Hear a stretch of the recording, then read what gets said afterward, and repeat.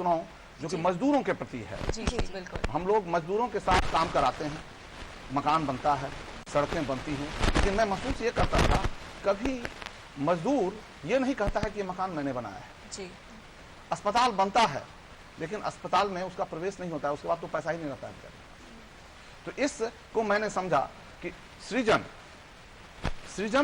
जो होता है, कोई भी सर्जन या सृजन अगर होता है तो उसके लिए श्रेय किसको मिलना चाहिए, बनाने वाले को या बनवाने वाले को।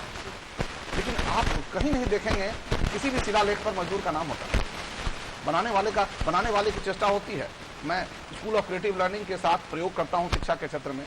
मैंने बच्चों से एक बार कहा कि आप यह पता लगा के आइए कि आपके परिवार का क्या कंट्रीब्यूशन है समाज में। सामान्यतः वहां मजदूर वर्ग के लोग पढ़ते हैं और कृषक वर्ग के हैं लोग। उन्होंने कहा कि हमारा कोई कंट्रीब्यूशन नहीं है, योगदान ही नहीं है।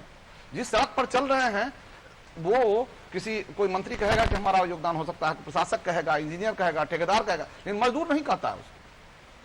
तो उसी भावनाओं को मैंने इस कविता में ढाला और इसको मैं आपके समक्ष रखता हूं। इस कविता का शीर्षक है एक श्रमिक की अभिलाषा, और मैं इसको समर्पित करना चाहूंगा उन तमाम मजदूरों को जो समाज के निर्माण में संलग्न है।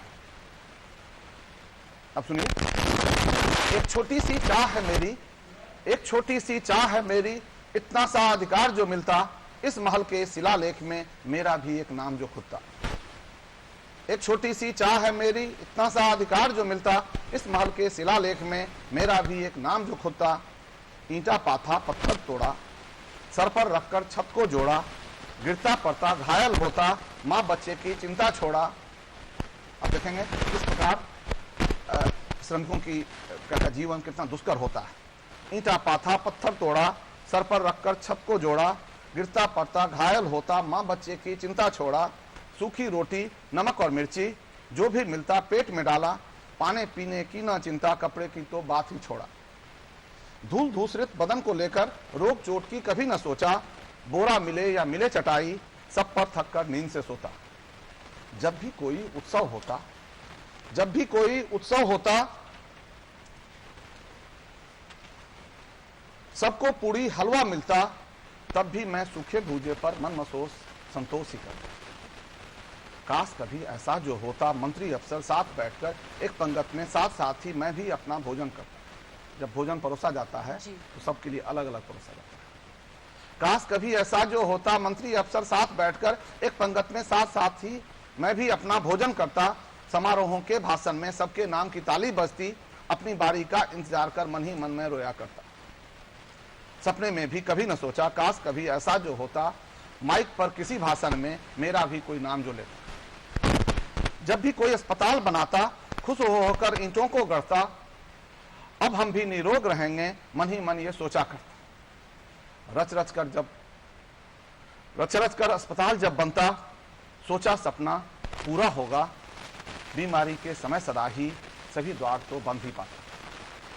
भवनों के निर्माण पर जब भी शिलालेख लगवाया जाता, मंत्री अफसर इंजीनियर और ठेकेदार का नाम ही खुदता। देख देख कर मन कचोटता, काश कभी ऐसा जो होता, मेरा नाम भी शिलालेख में साथ साथ खुदवाया जाता। अब देखिए उसका क्या असर पड़ता। कितना खुश होता मैं उस दिन, नाचता गाता खुशी मनाता। कितना खुश होता मैं उस दिन, नाचता गाता खुशी मनाता। तगार करनी बजा बजाकर ईंट बालू सबको सुनाता। रामू मुनिया कल्लू चाचा, काकी दादी सगे संबंधी, सखा दोस्त यार और संगी सबको गौरव से दिखलाता। रामू मुनिया को स्कूल भेजने में कभी न कोई कोताही करता, ताकि वह भी स्वयं इसे पढ़ अपने दोस्तों को पढ़वाता। मालिक से एक कैमरा मंगवाकर सबका एक फोटो खिंचवाता। सब फोटो को सहेज कर अपना भी एक प्रोफाइल बनाता।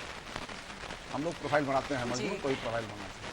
मालिक से कैमरा मंगवाकर सबका एक फोटो खिंचवाता। सब फोटो को सहेज कर अपना तो एक फाइल बनाता।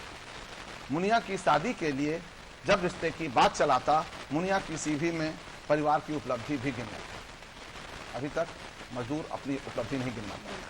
मुनिया की शादी के लिए जब रिश्ते की बात चलाता, मुनिया की सीवी में परिवार की उपलब्धि भी गिनवाता। मेरे मरने पर भी यह तो मेरे श्रम की निशानी बनती, मेरे मरने पर भी यह तो मेरे श्रम की निशानी बनती। पोती पोता भी खुश होकर अपने पुरखों पर गौरव करता। याद कीजिए, अगर ताजमहल में उन मजदूरों का नाम होता जिन्होंने उसको बनाया, तो आज उसके जो वंशज होते उसकी पूजा की जाती। बिल्कुल। तो उसी चीज को जरा देखें, मेरे मरने पर भी यह तो मेरे श्रम की निशानी बनती। पोती पोता भी खुश होकर अपने पुरखों पर गौरव करता। आनंद से प्रेरित होकर और कठिन श्रम करने लगता, सबके घर के कोने कोने को खुशियों के ही रंग सजाता। आनंद से प्रेरित होकर और कठिन श्रम करने लगता, सबके घर के कोने कोने को खुशियों के ही रंग सजाता। काश कभी ऐसा जो होता मेरी चाहत पूरी होती, मैं खुशियों के उमंग में सबकी चाहत पूरी करता। काश कभी ऐसा दिन आता,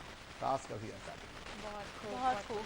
अंकिता, एक खास बात यह है कि ये कविता मुझे सबसे ज़्यादा लगी कि श्रमिकों से जुड़ी हुई है, उनकी हर छोटी से बड़ी बात, कि क्यों नहीं उनके अचीवमेंट्स में वो भवन, वो सारी सामग्रियाँ, वो सारी चीज़ें आती हैं जो उन्होंने बनाया है। कभी उनके नाम का जिक्र कहीं नहीं होता। बिल्कुल, वो मजदूरी होते हैं जो हमारी कल्पना के अनुसार ही हमारा घर का निर्माण करते हैं, और या फिर बड़े बड़े होटल्स। हम लोग ये कहते हैं कि इनका होटल है, इन्होंने ये मॉन्यूमेंट बनवाया, लेकिन हम लोग वो नहीं देखते कि आखिर वो कारीगर है, वो मजदूर है जिसने उनकी कल्पना को एक आकार दिया है। बिल्कुल, ये कल्पना को आकार देने वाले ये मजदूर होते हैं और उन्हें फिर भी कभी श्रेय नहीं मिलता। और आपकी कविता से ये सारी बातें उभर कर सामने आती हैं कि किस तरह मुनिया की शादी में उसके परिवार के अचीवमेंट्स के लिए भी मैं उसके सीवी में मेंशन करता। बहुत ही बखूबी तरीके से आपने शब्दों में इसे लिखा है, और मुझे लगता है कि ये अनुभव के जरिए ही आया है। आपका जो इतने दिनों का जो अनुभव है उसके जरिए आपने देखा। नहीं, हम लोग अभी समाज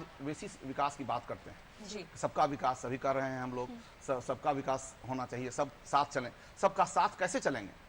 सब साथ तभी चलेंगे जबकि श्रेय में सबका साथ हो। जी। सिर्फ निर्माण में सबका साथ नहीं हो, श्रेय देने में भी सबका साथ हो। तो अगर हम लोग मजदूरों को भी साथ लेते हैं, हम लोग अभियंताओं को भी साथ लेते हैं, ठेकेदारों को भी साथ लेते हैं, और प्रशासकों भी साथ लेते हैं, सभी लोग जब मिल लेते हैं, राजनीतिक मिलते हैं, तब समाज का निर्माण हो सकता है। तो समाज के निर्माण में सभी लगें, सभी को श्रेय मिले, सभी सही समाज का निर्माण हो सकता है। आपने ये बात बहुत ही सही कही कि श्रेय सभी को मिलना चाहिए। कई बार ऐसा होता है कि काम हो जाता है पर क्रेडिट्स हम लोग बांटने में बहुत संकोच करते हैं। लेकिन आप जिस पद पर आसीन हैं, आपने इतने सारे प्रोजेक्ट्स, इतने सारे काम किए हैं, तो बहुत कम लोगों में ऐसा देखा जाता है कि वो अपने सबसे सबऑर्डिनेट के बारे में सोचता है। तो ये कहाँ से आई? ये फीलिंग एक्सपीरियंस से आई या परिवार के सभी लोग ऐसा सोचते थे? दो बातें मैं कहना चाहूँगा। मैंने अभी आपको बताया कि अदृष्ट योग का मैंने प्रारंभ किया है, अदृष्ट योग मैंने शुरू किया था। उसमें यही बात है कि हम दूसरे के दृष्टिकोण से सोचें। जिस दिन प्रशासक अपने सबऑर्डिनेट के दृष्टिकोण से सोचने लगेगा, एक ठेकेदार मजदूर के दृष्टिकोण से सोचने लगेगा, मजदूर ठेकेदार के दृष्टिकोण से सोचने लगेगा, तो कभी झंझट ही नहीं होगा, हमारा सबसे अच्छा निर्माण होगा। बिल्कुल, बिल्कुल। कभी अब ऑफिस में लड़ाई नहीं होगी अगर आप एक दूसरे के पर्सपेक्टिव से सोचने लगी। उसी को इसमें मैंने दर्शाने का प्रयास किया। इसका एक और बताऊंगा मैं कि जब इसको सरकार के सामने मैंने रखा तो सरकार ने निर्णय लिया कि बिहार में योजना विकास विभाग में जितने भी निर्माण होंगे सभी के शिलालेख में 100 दिन काम करने वाले मजदूरों का नाम लिखा जाए। बहुत और ये लिखा भी जा रहा है। आपकी कविता के जरिए इतना बड़ा एक असर हुआ है और इतना बड़ा प्रभाव पड़ा है कि मजदूरों का नाम भी मेंशन होगा जो 100 दिनों तक काम किए हों। ये सही में, वाकई में काबिले तारीफ है। बिल्कुल पहल है। और विजय जी, आपकी कविताओं से हमें ये एक खास बात नज़र आ रही है कि आपने हर तबके के ऊपर ध्यान दिया है, चाहे श्रमिकों की हो, महिलाओं की हो, या फिर स्टूडेंट्स की हो। तो असल ज़िंदगी में आप अगर बात करें एक प्रोफेशन के बाद, तो क्या आप हमेशा इन गंभीर विषयों पर ही सोचते हैं? नहीं, मैं गंभीर विषयों पर नहीं, सभी तरह के विषयों पर मैं सोचता हूँ, लेकिन मैं समझता हूँ कि दूसरे के दृष्टिकोण से सोचूं, गरीबों के दृष्टिकोण से हम सोचें, बच्चों के दृष्टिकोण से सोचें, शिक्षक बच्चे के दृष्टिकोण से सोचें, और तो बच्चा शिक्षक के दृष्टिकोण से सोचे। तो ये अगर दोनों एक दूसरे के दृष्टिकोण से सोचने लगेंगे सभी जगह, तो सही समाज का निर्माण तभी हो सकता है।